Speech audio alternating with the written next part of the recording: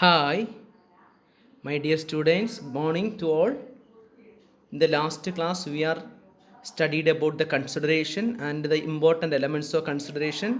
I think that all of you have a clear idea about what is consideration and what are the different elements of consideration. It is very important question.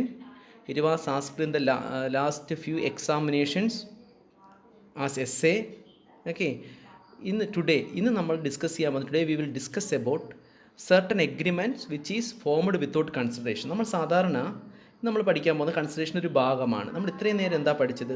ഒരു agreement consideration ഇല്ലെങ്കിൽ അത് വോയിഡാണ്, നടപ്പിലാക്കാൻ കഴിയില്ലെന്നല്ലേ നമ്മൾ പഠിച്ചത്. എന്നാൽ ചില സാഹചര്യത്തിൽ ഒരു എഗ്രിമെൻറ്റ് കൺസിഡറേഷൻ ഇല്ലെങ്കിലും എഗ്രിമെൻറ്റിനെ നടപ്പിലാക്കാൻ പറ്റുന്ന ചില കേസുകളുണ്ട്. അതായത് ചില എഗ്രിമെൻറ്റ് താഴെ പറയുന്ന ചില സാഹചര്യങ്ങളിൽ എഗ്രിമെൻറ്റ് കൺസിഡറേഷൻ ഇല്ലെങ്കിലും നടപ്പിലാക്കാൻ പറ്റും. ആ സാഹചര്യങ്ങൾ ഏതൊക്കെയാണ്, ഏതൊക്കെ ടൈപ്പിലാണ് അങ്ങനെ സംഭവിക്കുന്നതാണ് നമ്മൾ പഠിക്കാൻ പോകുന്നത്. ഓക്കെ, അപ്പോൾ കോൺട്രാക്ട്സ് വിത്തൗട്ട് കൺസിഡറേഷൻ. ഓക്കെ, അതാണ് നമ്മളിന്ന് പഠിക്കാൻ പോകുന്നത്. ഏതൊക്കെ സാഹചര്യത്തിലാണ് കോൺട്രാക്റ്റ് കൺസിഡറേഷൻ ഇല്ലാതെ നടപ്പിലാക്കാൻ പറ്റുന്നത്. ഒരു 5 മാർക്കിൻ്റെ ക്വസ്റ്റ്യനാണ്, വെരി ഇമ്പോർട്ടൻറ്റ് വൺ. ഓക്കെ, അതുകൊണ്ടാണ് ആ ഏരിയ പഠിപ്പിക്കുന്നത്. ജനറൽ റൂൾ എന്താ നമ്മൾ പഠിച്ചിട്ടുള്ളത്? Consideration no contract, no consideration no contract. Consideration ഇല്ല എങ്കിൽ കോൺട്രാക്റ്റ് ഇല്ല എന്നാണ് അല്ലേ.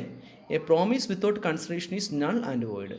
ഒരു പ്രോമിസറും പ്രോമിസിയും തമ്മിലുള്ള ഒരു എഗ്രിമെൻറ്റിൽ കൺസിഡറേഷൻ ഇല്ലെങ്കിൽ അതിനെ നമ്മൾ അറിയപ്പെടുന്നത് നൾ എന്നാണ്, അല്ലെങ്കിൽ വോയിഡ് എന്നാണ് അറിയപ്പെടുന്നത്. ഇറ്റ് ഈസ് കോൾഡ്, ഇതിനെ അറിയപ്പെടുന്നത് നേക്കഡ് പ്രോമിസ് അല്ലെങ്കിൽ ന്യൂഡം പാക്ട് എന്നാണ് അല്ലേ. നഗ്നമായ പ്രോമിസ്, അതായത് പ്രോമിസ് നടപ്പിലാക്കാൻ പറ്റാത്ത വാഗ്ദാനം, കൺസിഡറേഷൻ ഇല്ലെങ്കിൽ നടപ്പിലാക്കാൻ പറ്റാത്ത വാഗ്ദാനം ലാറ്റിൻ വേർഡിൽ പറഞ്ഞാൽ ന്യൂഡം പാക്ട് എന്നറിയപ്പെടും. ക്ലിയർ? എന്നാൽ അക്കോർഡിംഗ് ടു സെക്ഷൻ 25 അനുസരിച്ച് an agreement without consideration void ആണ്, എന്നാൽ subject to certain exceptions. Section 25 അനുസരിച്ച് ഒരു കൺസിഡറേഷൻ ഇല്ലാത്ത എഗ്രിമെൻറ്റ് വോയിഡ് ആണ്, എന്നാൽ അതിന് ചില എക്സെപ്ഷൻസ് ഉണ്ട്, ചില ഒഴിവ് കഴിവുകളുണ്ട്. ചില കേസുകളിൽ കൺസിഡറേഷൻ വേണമെന്ന് പറയുന്നില്ല.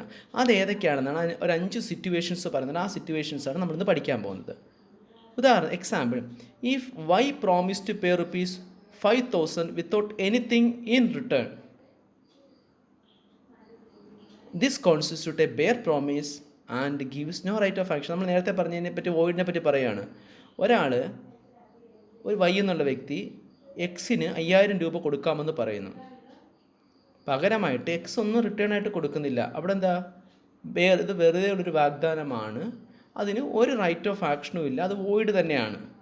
എന്നാൽ ചില എക്സെപ്ഷൻ കേസുകൾ നമ്മൾ ഡിസ്കസ് ചെയ്യാൻ പോവുകയാണ്.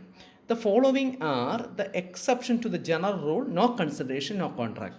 കൺസിഡറേഷൻ ഇല്ല എങ്കിൽ കോൺട്രാക്റ്റ് ഇല്ല എന്ന് പറഞ്ഞ റൂളിൻ്റെ ചില എക്സെപ്ഷൻസാണ് നമ്മളിന്ന് പഠിക്കാൻ പോകുന്നത്. എന്തൊക്കെയാണ് എക്സെപ്ഷൻസ്?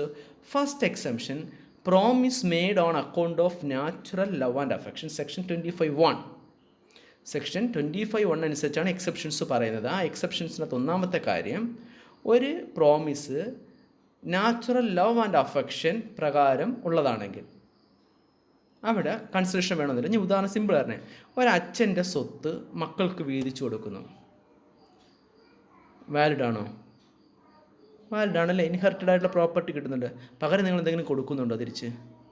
അച്ഛൻ മകന് വണ്ടി വാങ്ങിത്തരുന്നു, അച്ഛൻ മകൾക്ക് മാല വാങ്ങിത്തരുന്നു, എന്തെങ്കിലും തിരിച്ചു കൊടുക്കുന്നുണ്ടോ? ഇല്ല. എന്ന് വെച്ചിട്ടത് നിയമപരമല്ലേ? ആണ്. ശരിയല്ലേ? അപ്പോൾ ഇത്തരത്തിലുള്ള എഗ്രിമെൻ്റ് എന്താണ്? നാച്ചുറൽ ലവ് ആൻഡ് അഫെക്ഷനോടെയാണ് അല്ലേ. ഇത്തരത്തിലുള്ള കരാറുകൾക്ക് കൺസിഡറേഷൻ വേണ്ട, നിർബന്ധമല്ല അല്ലേ. As per the section there are 4 essential requirements which must be complied with to enforce the an agreement made without consideration. ഈ സാഹചര്യത്തിൽ 4 സിറ്റുവേഷൻസ് ഉണ്ടാവണം, 4 അടിസ്ഥാന റിക്വയർമെൻറ്റ്സ് ഉണ്ടാകണം. എന്താണ് ഈ ലവ് ആൻഡ് അഫെക്ഷൻ എന്ന് പറഞ്ഞു കഴിഞ്ഞാൽ? ഉദാഹരണത്തിന്, ഒന്ന്, ഇത് എഴുതി തയ്യാറാക്കിയായിരിക്കണം, നിയമപ്രകാരം രജിസ്റ്റർ ചെയ്തിരിക്കണം, അതായത് registered under the law for the time ബി, ആ സമയത്ത് നിലവിലുള്ള നിയമപ്രകാരം രജിസ്റ്റർ ചെയ്തിരിക്കണം, റൈറ്റിംഗ് ആയിരിക്കണം, നാച്ചുറൽ ലവ് ആൻഡ് അഫെക്ഷനോട് കൂടി ആയിരിക്കണം കൊടുക്കേണ്ടത്, between parties standing in near relation to each other, വ്യക്തികൾ പരസ്പര ബന്ധമുള്ള ബന്ധുക്കളായിരിക്കുകയും വേണം. അങ്ങനെയുള്ള സാഹചര്യങ്ങളുള്ള ഈ 4 റിക്വയർമെൻറ്റ് നിയമപ്രകാരമായിരിക്കണം, എഴുതി തയ്യാറാക്കിയതിരിക്കണം, നാച്ചുറൽ ലവ് ആൻഡ് അഫെക്ഷനോടെ ആയിരിക്കണം, പരസ്പര ബന്ധമുള്ള പാർട്ടികളാണെങ്കിൽ ഇത്തരം എഗ്രിമെൻറ്റുകളിൽ കൺസിഡറേഷൻ നിർബന്ധമല്ല. A contract without consideration is valid. For example, family partition. സ്വത്ത് വിഭാഗം വയ്ക്കുക. ഇതൊക്കെ പ്രധാനമായിട്ടുള്ള എക്സാമ്പിളാണ് അല്ലേ. നാച്ചുറൽ ലവ് ആൻഡ് അഫെക്ഷനോട് കൂടി ഫാദർ മകന് കൊടുക്കുന്നു, മകൾക്ക് കൊടുക്കുന്നു അല്ലേ, കുടുംബ പ്രോപ്പർട്ടി പാർട്ടീഷൻ ചെയ്യുന്നു, അവിടെ നിന്ന് കൺസിഡറേഷൻ നിർബന്ധമല്ല. അതാണ് ഒന്നാമത്തെ exception. Second one, promise to compensate for voluntary service, section 25(2). ഇവിടെ ഒരു വ്യക്തി ഒരു വോളണ്ടറി ആയിട്ട് നമ്മളൊരു സർവീസ് ചെയ്തു. ഓക്കെ, എൻ്റെ പേഴ്സ് കളഞ്ഞു പോയി, അതാണ് നമ്മൾ പറഞ്ഞത്. B finds AIDS purse and gives to him. Okay, എൻ്റെ പേഴ്സ് കളഞ്ഞു പോയി. ബി എ എന്നുള്ള ആളത് കണ്ടു, ആ പേഴ്സ് അയാൾ എനിക്ക് തിരിച്ചു തന്നു. അപ്പോൾ എന്താ, ഞാൻ എന്തെങ്കിലും കൊടുക്കണോ? വേണ്ട, വോളണ്ടറി സർവീസാണ്. ഇതിന് പകരമായിട്ട് ഞാൻ അയാൾക്ക് 500 രൂപ കൊടുത്തു കഴിഞ്ഞാൽ അയാൾ എനിക്ക് എന്തെങ്കിലും ചെയ്യണോ? 500 രൂപ ഞാൻ കൊടുത്തത് എന്തിനു വേണ്ടിയാ? അയാൾ ചെയ്തൊരു വോളണ്ടറി സർവീസാണ്, അയാൾക്ക് പകരം ഞാൻ ഒന്നും കൊടുക്കണ്ട. പകരം ഞാൻ പക്ഷേ എന്ത് ചെയ്തു, 500 രൂപ കൊടുത്തു. അത് കൊടുക്കുന്നത് ശരിയാണോ, വാലിഡാണോ? അതായത് നമ്മൾ പറഞ്ഞ് കൺസിഡറേഷൻ ഇല്ലെങ്കിൽ പറ്റില്ല എന്ന്. യഥാർത്ഥത്തിൽ അങ്ങനെ കൊടുക്കാം, വാലിഡ് തന്നെയാണ്. Because this will be contract valid without any formal consideration. ഈ 500 രൂപയ്ക്ക് പകരമായിട്ട് അയാൾ എനിക്കൊന്നും ചെയ്തു തന്നിട്ടില്ല. എന്താ, അയാൾ പേഴ്സ് കളഞ്ഞു കിട്ടി എനിക്ക് തന്നത്, ഞാൻ പൈസ കൊടുക്കുമെന്ന് വിചാരിച്ചിട്ടൊന്നും അല്ലല്ലോ. അയാൾ വോളണ്ടറി സർവീസിന് കൺസിഡറേഷൻ കൊടുക്കണ്ട. അതിന് നമ്മളൊരു തുക കൊടുത്താലും പകരം അയാളൊന്നും നമുക്ക് ചെയ്യുകയും വേണ്ട. അവിടെ കൺസിഡറേഷൻ നിർബന്ധമല്ല, പകരമൊന്നും ചെയ്യേണ്ട. അപ്പോൾ നിങ്ങൾ ചോദിക്കും, സാറേ അതിന് പകരം പേഴ്സ് കണ്ടെത്തുന്ന പേഴ്സ് കണ്ടെത്തുന്നിട്ട് ഞാനാണെങ്കിൽ ഒന്നും കൊടുത്തില്ലെങ്കിൽ എന്താ സംഭവിക്കുന്നത്? ഒന്നും പ്രശ്നമില്ല, കാരണം വോളണ്ടറി സർവീസാണ്. അപ്പോൾ ഞാൻ പൈസ കൊടുത്താലും പ്രശ്നമില്ല, അതിന് പകരമായിട്ടൊന്നും ചെയ്യുകയും വേണ്ട. ക്ലിയർ? അപ്പം promise to compensate for voluntary, when a contract related to a promise to compensate wholly or in part a person who had already voluntarily done something for the promiser or something which the promiser could be legally compelled to. ഒരാൾ നിയമപരമായിട്ട് ചെയ്യേണ്ട കാര്യം അല്ലെങ്കിൽ voluntary സ്വമേധയാ ചെയ്യുന്നൊരു കാര്യം. The act must have been done voluntarily and for the promiser who must have been in existence at the time when the act was done. ഇവിടെ അതാണ് അയാൾ ചെയ്യുന്ന വ്യക്തി, വോളണ്ടറി ആയിട്ട് അയാൾ ചെയ്യുന്ന പ്രവൃത്തി, പ്രോമിസർ ചെയ്യുന്ന വോളണ്ടറി ഡ്യൂട്ടി അല്ലെങ്കിൽ ലീഗലായിട്ട് ചെയ്യേണ്ട അയാളുടെ ഡ്യൂട്ടി, അത് അയാൾ ചെയ്യുന്നു ആ സമയത്ത്. The intention of the promisor must ought to compensate the promisee. അല്ലേ, ഇവിടെ എനിക്ക് പ്രയോജനകരമായിട്ട്, ഇപ്പോൾ എനിക്ക് നേരത്തെ നമ്മൾ പറഞ്ഞ കണക്ക് ഒരാൾ പോലീസ് ഓഫീസറാണ്, അയാൾ ഡിപ്പാർട്ട്മെൻറ്റ് നല്ലൊരു പ്രവൃത്തി ചെയ്തു, അയാൾക്ക് ശമ്പളം കിട്ടുന്നുവെങ്കിലും അയാൾ ചെയ്തൊരു വലിയൊരു കുറ്റവാളിയെ പിടിക്കാനായിട്ട് അയാൾ വളരെ ജീവൻ പണയം വെച്ച് ജോലി ചെയ്തു. അപ്പോൾ അതിനയാൾക്ക് ശമ്പളം കൊടുക്കും നമുക്ക് പറയാം. പക്ഷേ അതിനയാൾക്കൊരു റിവാർഡ് കിട്ടിയാൽ അത് കൺസിഡറേഷൻ നിർബന്ധമല്ല, അതിന് പകരമായിട്ട് അയാളൊന്നും ചെയ്യണം നിർബന്ധം, കാരണം അയാൾ ചെയ്തൊരു എക്സസ് ഡ്യൂട്ടിയാണ് അവിടെ. അല്ലേ, അതുപോലെ അയാൾക്ക് കളഞ്ഞു കിട്ടിയ ഒരു സാധനം തിരിച്ചേൽപ്പിക്കുന്നു, അത് തിരിച്ചേൽപ്പിക്കുന്നത് അയാളുടെ ഡ്യൂട്ടിയുടെ ഭാഗമാണ്. ഒരു സാധനം നമുക്ക് നിയമപരമായി മറ്റൊരാളുടെ സാധനം കൈവശം വയ്ക്കാൻ പാടില്ല, എന്തെങ്കിലും കളഞ്ഞിട്ട് നമ്മൾ തിരിച്ചു കൊടുക്കണം, അതാണ് നിയമം. അതിന് പകരമായിട്ട് നമ്മൾ കൊടുത്തില്ലെങ്കിലും കുഴപ്പമില്ല, അതിന് പകരം കൊടുത്താലും കുഴപ്പമില്ല, ആ കൊടുക്കുന്നതിന് പകരമായിട്ടുള്ളതൊന്നും ചെയ്യേണ്ട, കാരണം അവിടെ കൺസിഡറേഷൻ നിർബന്ധമല്ല. That's a voluntary service. Section 25(2). This രണ്ടെണ്ണം, natural love and affection, voluntary service. Third one, agreement to pay time barred debt. എന്താ ടൈം ബേർഡ് ഡെറ്റ് എന്ന് വെച്ച് കഴിഞ്ഞാൽ? ടൈം ബേർഡ് ഡെറ്റ് എന്ന് വെച്ച് കഴിഞ്ഞാൽ 3 വർഷം കഴിഞ്ഞ് കാലാവധി കഴിഞ്ഞ കടം, അതിനെ നമ്മൾ എഴുതി തള്ളേണ്ട കടം എന്നാണ് അറിയപ്പെടുന്നത്. അത് നമുക്ക് നിയമപരമായി ഇനി തിരിച്ച് കിട്ടില്ല എന്ന് നമ്മൾ വിചാരിക്കുന്ന കടമാണ്. ലിമിറ്റേഷൻ ആക്ട് എന്നുള്ളൊരു നിയമമുണ്ട്. ആ ലിമിറ്റേഷൻ ആക്ട് പ്രകാരം ഒരു കടം 3 വർഷത്തിനുള്ളിൽ തിരിച്ച് കിട്ടിയില്ലെങ്കിൽ അതിനെ കാലയളവ് കഴിഞ്ഞ കടം എന്നാണ് അറിയപ്പെടുന്നത്. ആ കടം കിട്ടില്ല, ആ കടം വാങ്ങിയ ഒരാൾ കുറച്ച് നാൾ ദിവസം കഴിഞ്ഞിട്ട് നമുക്ക് പൈസ തിരിച്ചു തരുന്നു. അപ്പോൾ നമുക്ക് അവിടെ നിലവിലപ്പെട്ടൊരു കോൺട്രാക്റ്റ് ഒന്നുമില്ല, അപ്പോൾ അയാൾ 2000 രൂപ തിരിച്ചു തരുന്നു. അതിന് പകരമായിട്ട് നമ്മൾ എന്തെങ്കിലും ചെയ്യണോ? കൺസിഡറേഷൻ ചെയ്യണം? വേണ്ട. ടൈം ബേർഡ് ഡെറ്റ് തിരിച്ചു തരുന്നതിനും പകരമായിട്ടൊന്നും ചെയ്യണം. അപ്പോൾ നിങ്ങൾ നോക്കി, സാറേ അത് തരാനുള്ള പൈസയല്ലേ?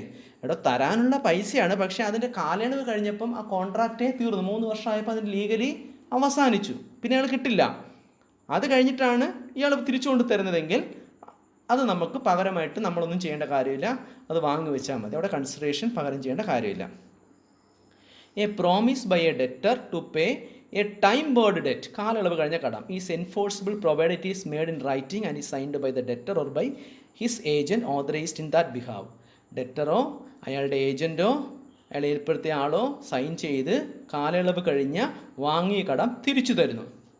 The promise may be to pay all or any part of the debt, ഒന്നെങ്കിൽ മുഴുവൻ തുകയാകാം അല്ലെങ്കിൽ അതിൻ്റെ ഒരു ഭാഗമാകാം. ആൻ ഓറൽ പ്രോമിസ് ഇവിടെ കൗണ്ട് ചെയ്യത്തില്ല.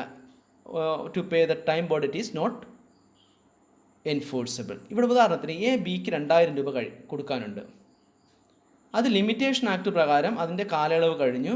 ആ 3 വർഷം കഴിഞ്ഞു. അത് ചോദിച്ചതുമില്ല, കിട്ടിയതുമില്ല.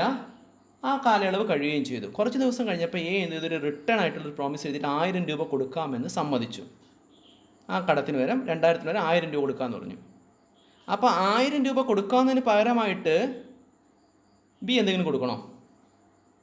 കൊടുക്കണ്ട. എന്താ? അല്ല, പണ്ട് കൊടുത്ത കടം തിരിച്ചു തരികയാണ് അല്ലേ? അതാണ് ടൈം ബേർഡ് ഡേറ്റ് എന്ന് പറഞ്ഞു കഴിഞ്ഞാൽ. അപ്പം അവിടെ കോൺട്രാക്റ്റ് വാലിഡ് ആണ്.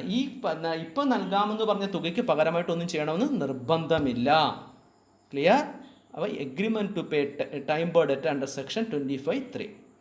അടുത്തൊരെണ്ണം contract of agency. Section 185 contract ആക്ടിനകത്ത് പറയുന്നുണ്ട്, ഒരു പ്രിൻസിപ്പൽ ഏജൻറ്റിനെ നിയമിക്കുന്ന സമയത്ത് കൺസിഡറേഷൻ നിർബന്ധമല്ല. Is not necessary to create agency. An agency with or without consideration has the same effect.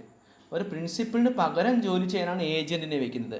അപ്പോൾ കൺസിഡറേഷൻ ഏജൻറ്റ് ചെയ്യണമോ ചെയ്യണ്ടേ എന്നുള്ള കാര്യം അയാൾക്ക് തീരുമാനിക്കുക. അവിടെ കൺസിഡറേഷൻ നിർബന്ധമല്ല. സെക്ഷൻ 185 അനുസരിച്ച് കോൺട്രാക്ട് ഓഫ് ഏജൻസിക്ക് കൺസിഡറേഷൻ നിർബന്ധമല്ല. Last one, completed gift. കല്യാണത്തിനൊരു ഗിഫ്റ്റ് കൊടുത്തു, പകരം എന്തെങ്കിലും തരണോ? വേണ്ട അല്ലേ? Absence of consideration shall also not affect the validity as between the donor and donee. Gift നൽകുന്ന of any gift actually made. ഒരു ഗിഫ്റ്റ് നൽകുന്ന ആളും ഗിഫ്റ്റ് കൊടുക്കുന്ന ആളും തമ്മിൽ ഒരു ഗിഫ്റ്റ് ഒരാൾക്ക് കൊടുത്തു, 10,000 രൂപ വിലയുള്ള ഗിഫ്റ്റാണ്, പകരം എന്തെങ്കിലും നൽകണോ? ഗിഫ്റ്റിൻ്റെ കേസിൽ, കംപ്ലീറ്റഡ് ഗിഫ്റ്റിൻ്റെ കേസിൽ കൺസിഡറേഷൻ്റെ ആവശ്യമില്ല. അത് ചിലപ്പോൾ തിരിച്ചു കിട്ടും, ചിലപ്പോൾ തിരിച്ചു കിട്ടില്ല അല്ലേ? അവിടെ ഗിഫ്റ്റ് ആണെങ്കിൽ പകരം കൺസിഡറേഷൻ വേണ്ട.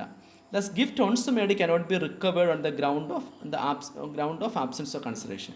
ഗിഫ്റ്റ് കൊടുത്തത് തിരിച്ചു കിട്ടും നമുക്ക് പറയാൻ പറ്റുമോ? ചിലപ്പം നമ്മളൊരാളുടെ കല്യാണത്തിന് കൊടുത്താൽ ചിലപ്പോൾ മറ്റേ ആൾ നമ്മുടെ കല്യാണത്തിൽ തരുമായിരിക്കും, തരത്തില്ലായിരിക്കും. അതേ തുക കിട്ടണമായിരിക്കും, അതിൽ കൂടുതൽ കിട്ടാം, കുറവ് കിട്ടാം. അവിടെ നമുക്ക് കൃത്യമായിട്ട് പറയാൻ പറ്റില്ല കിട്ടുമോ കിട്ടത്തില്ലയോ എന്ന്.